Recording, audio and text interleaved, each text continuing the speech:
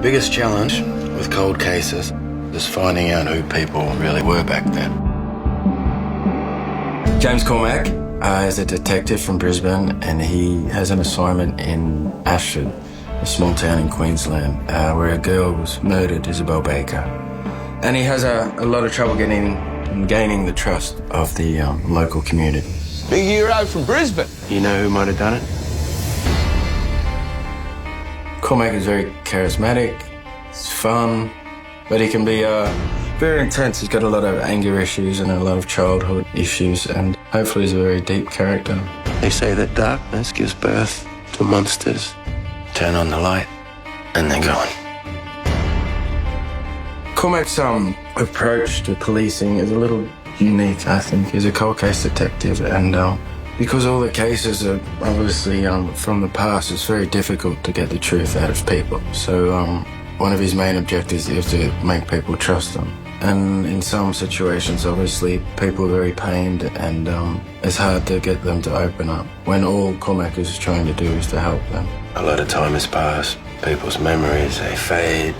But this, Isabel, she won't lie. The Isabel Baker case comes to Cormack, and he notices that she went missing exactly the same date that his brother went missing. So it becomes very personal. He just has to find the killer, you know, and hopefully it gives him some kind of resolution for himself. You felt pain like ours. When Cormack first comes into the community, he finds it very difficult to gain everybody's trust. You know, he's an outsider in a world that he knows nothing about, and throughout the series, he slowly gains people's trust, and people open up to him, which help him solve the case.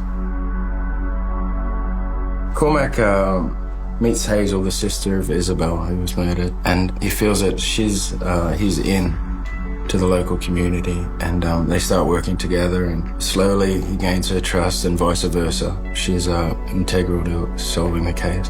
No one is going to talk to you unless they trust you. They'll trust me. If you trust me.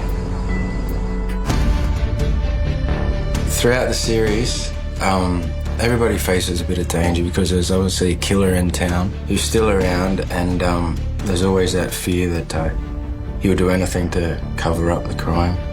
Someone we trust took her from us. This was not a crime of opportunity. It's personal.